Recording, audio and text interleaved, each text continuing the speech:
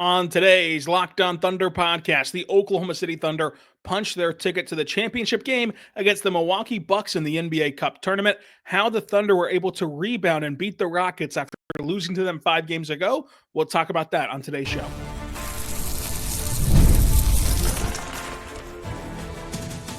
You are Locked On Thunder, your daily Oklahoma City Thunder podcast. Part of the Locked On Podcast Network, your team every day.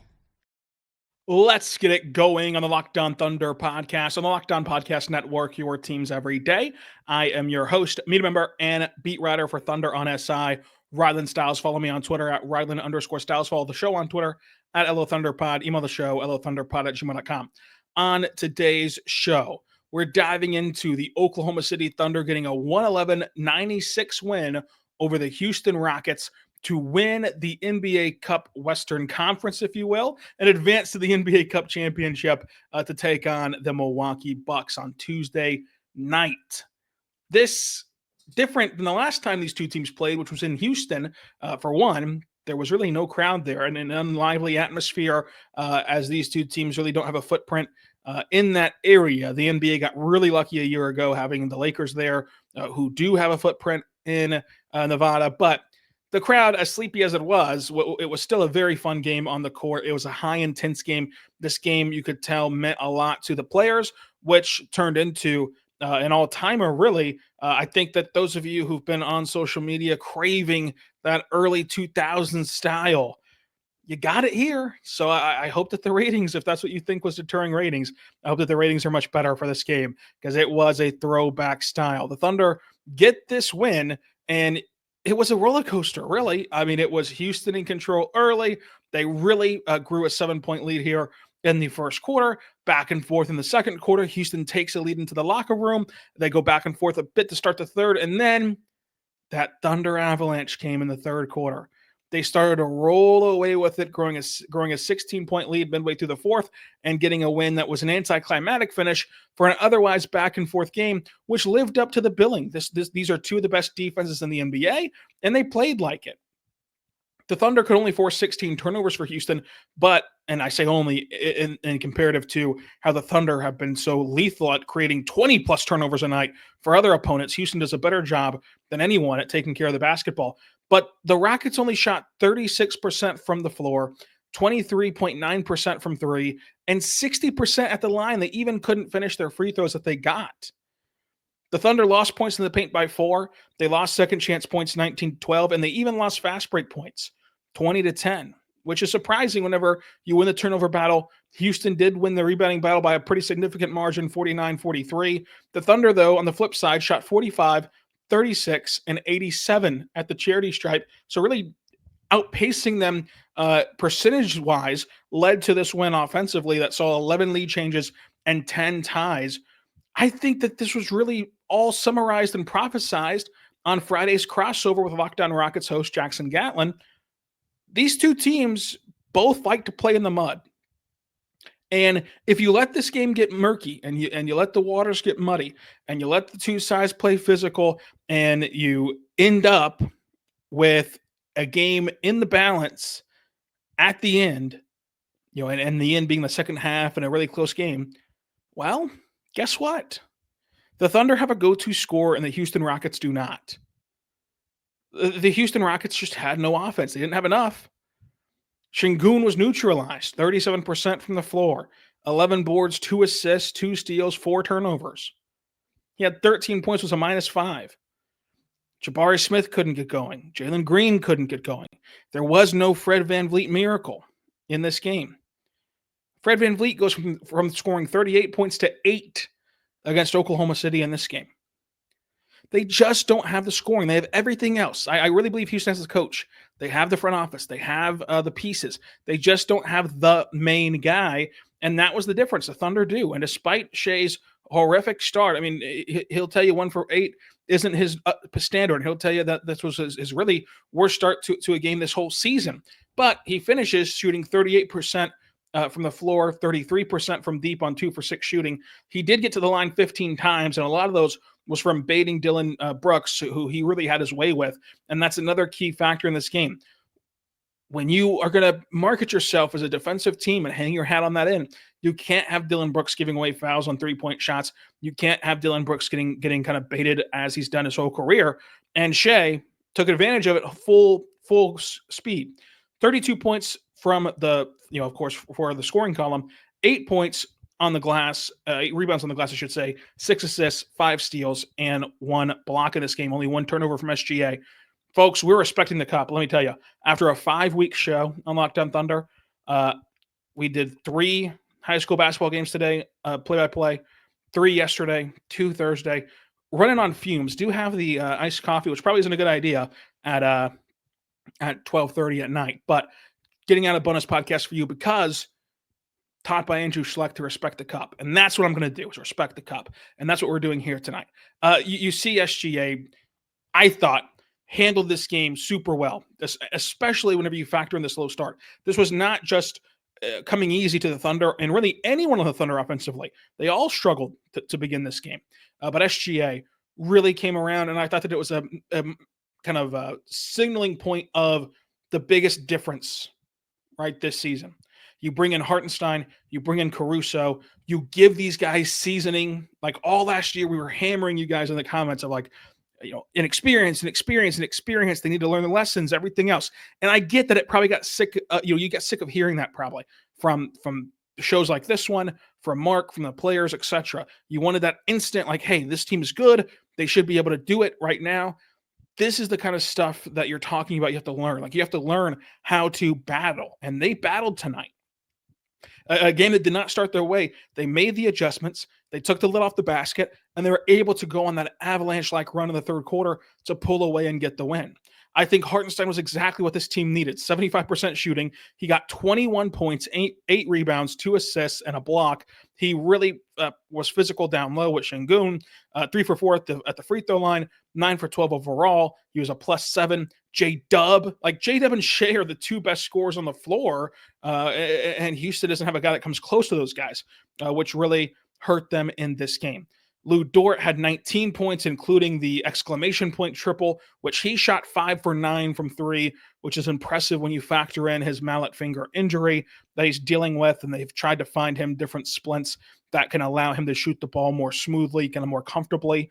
But in the callback to the crossover show, they did start Cason Wallace, searching for more defense than offense. And Cason played 32 minutes compared to Isaiah Joe playing 17, compared to, AJ Mitchell, who played 9, and Wiggins, who played 9 minutes as well. So like this, they were leaning all into defense. It worked out in the win, and we figured that that's how the Thunder would want this game to unfold. But there was always a chance that they might kind of zag and go with the offensive side of things, but they did stick true to their defensive philosophies. But coming up, we're going to tell you about Kenrich Williams, who I thought is going to be the unsung hero of this game. Like, without Kenrich Williams, you do not win this game. I'll tell you why coming up. But first, I want to say right now, but our good friends over at Mint Mobile, go check out Mint Mobile today because they are perfect with big wireless companies. What you see is never quite what you get. Somewhere between the store and the first month's bill, the price that you thought you were paying magically skyrockets. With Mint Mobile, you'll never have to worry about gotchas ever again. When Mint Mobile says $15 a month when you purchase a 3-month plan, they mean it. So say goodbye to your overpriced wireless plans, jaw-dropping monthly bills, and unexpected overages. Mint Mobile is here to rescue you with premium wireless plans starting at $15 a month. All plans come with high-speed data and unlimited talk and text discovered on the nation's largest 5G network. Use your own phone with any Mint Mobile plan, which brings you your phone number along with your contacts. So that way you don't have to clear that hurdle once you get a new phone. So ditch the overpriced wireless plans and go to Mint Mobile's deal and get 3 months of premium wireless service for $15 a month. Go there right now because new customers can get this offer with a 3-month premium wireless plan for just $15 a month. Go to mintmobile.com/LockedOnNBA.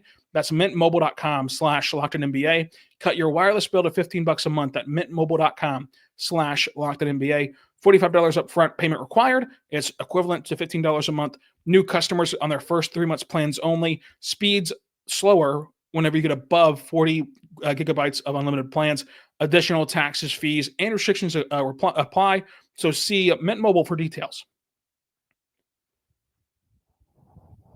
We're back on the Locked On Thunder podcast on the Locked On Podcast Network, your teams every day. Thank you so much for making us your first listen every single morning, every single day. We're here for you talking Thunder basketball. And this was a game in which, you could see two sides of it, right? As we did on Friday's show.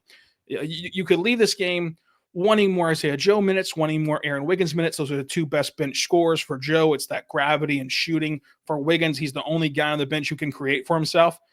But I think that Mark made the right decision in this game. And that's coming from me, someone who for the last 3 years has been calling for more on the Wiggins front. The bottom line is Wiggins is just not the defender that Caruso and Wallace and these guys are that you can kind of lean into, right? Like, who got the bulk of the minutes? It was Caruso's 19. It was 32 from Kaysen, 31 from Dort. It was Kenrich with 10. Like that. Those are your bench guys, right? And then Isaiah Joe got 17. So you kept Isaiah Joe in the mix, who can try to provide that offensive punch. And while he goes 1 for 3 from the floor, remember he had the 3 free throws, so it's as if he made a 3 and went 1 for 2. But his gravity, even whenever he's not converting, still bends the defense in a way that frees up his teammates, and specifically Shai and J-Dub. So like you were able to lean into the defense there. Lean into the offense there. And Wiggins gets 9 points, doesn't do anything with it. 9 minutes doesn't do anything with it. 2 fouls and no other stats recorded in 9 minutes. I just think that these games, you'd much rather sink into the mud with Houston than try to zag. Because if they do, right, like if they do get that outlier game from Fred VanVleet, or they do get a couple of those prayers answered, right, at the end of shot clocks or long distance threes, if they get some of those to fall while you're trying to lean into your offense and they start to stifle you because they're that good, they're that capable defensively that even if you put out an all offensive lineup, you still might not have success. Then you've really put yourself behind the 8 ball. So just keep pace, just keep swimming, so to say, and let Shai take over, let J-Dub take over near the end of the game, which they did in the middle and end of the third quarter, and they did in the fourth quarter as well to really salt this game away. So I do like the decision there from Mark to just match fire with fire and lean all in on the Thunder's defensive abilities. Kenrich Williams had the biggest 10 minutes of the night. 3 for 4 from the floor, 1 for 2 from 3. He did pull in a rebound. He had 7 points. And I just think that without him really shifting how Houston wanted to play him, and you saw that Steven Adams would not go out there and guard him. You saw that he was able to swarm down low. He himself only collects 1 rebound, but whenever he was in the game playing small, the Thunder just swarmed the paint, and they were back tapping rebounds and creating an advantage that way on the glass to kind of make up for it. Adams did have 6 boards himself, and the Thunder, of course, lost the rebounding battle, but they kept themselves competitive by playing that way. And the biggest thing is just his ability to cut and ability to shoot and kind of tie this offense together a bit from that center position. And he's been a just wonder for Oklahoma City. And they find themselves in these games often where, like, Kenrich Williams has a quiet night. He only plays a couple minutes, only gets a couple buckets, but they're timely and they're big in the course of the game. And he had another great game in this one tonight.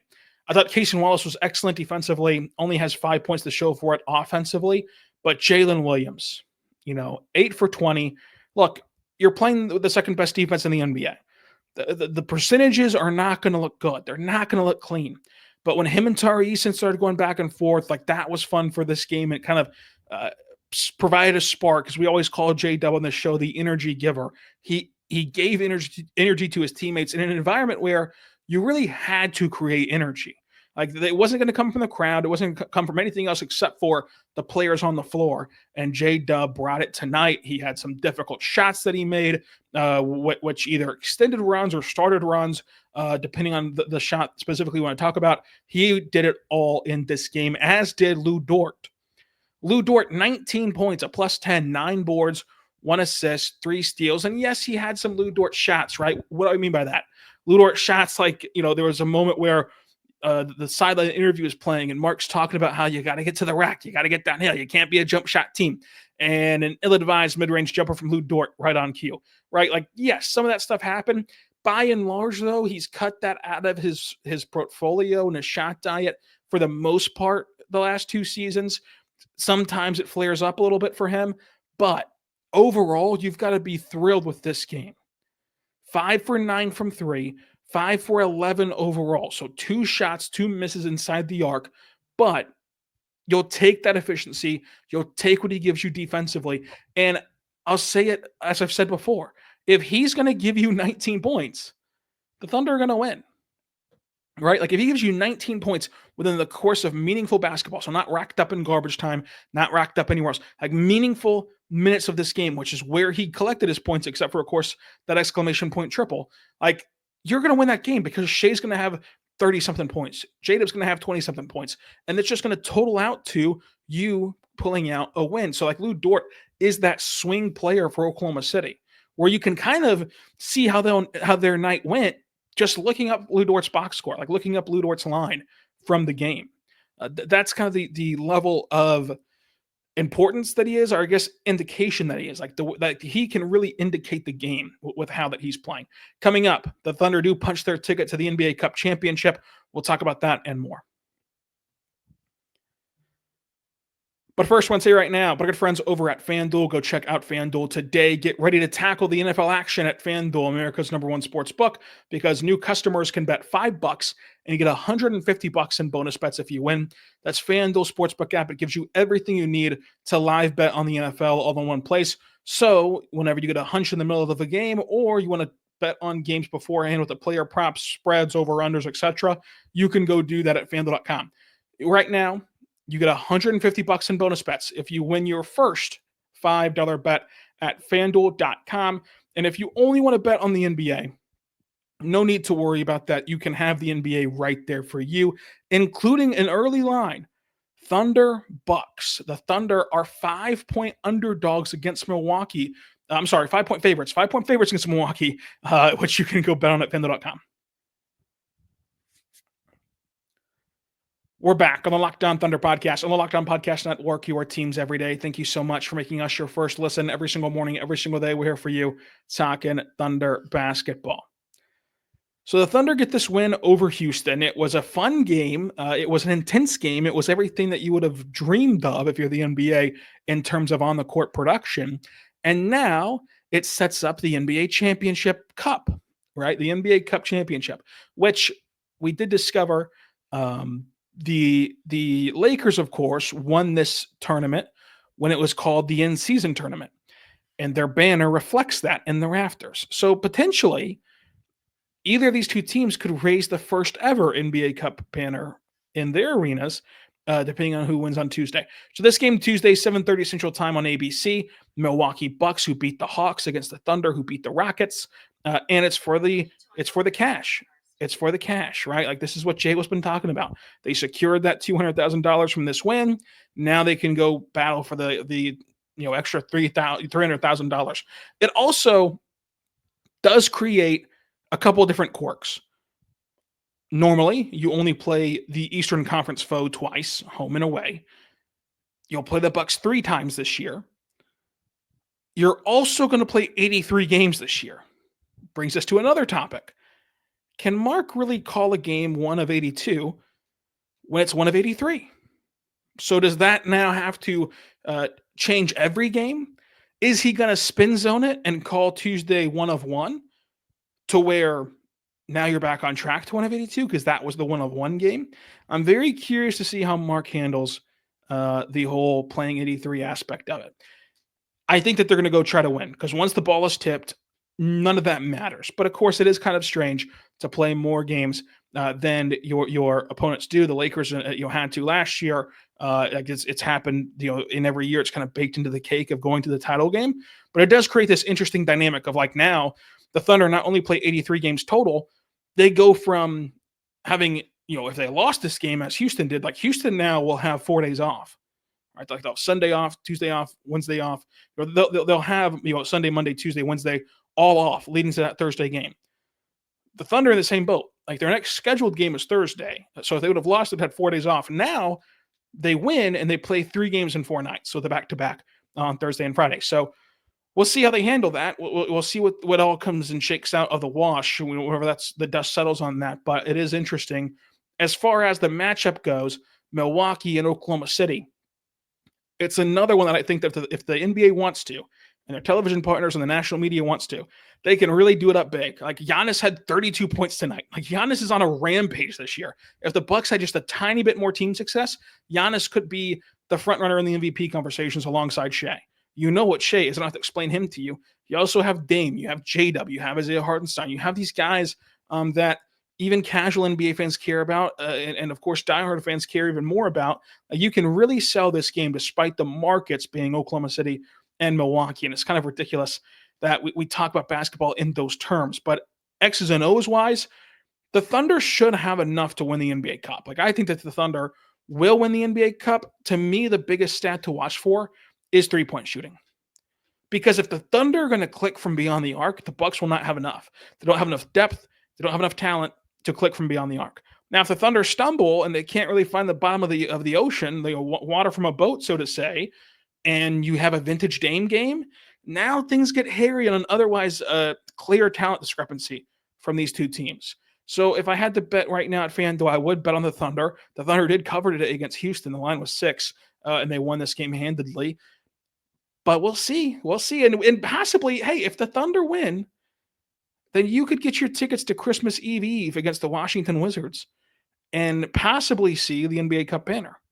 I mean, if they're going to hang one, which I think that they will, but if they're going to hang one, they had that divisional banner ready to go in the blink of an eye.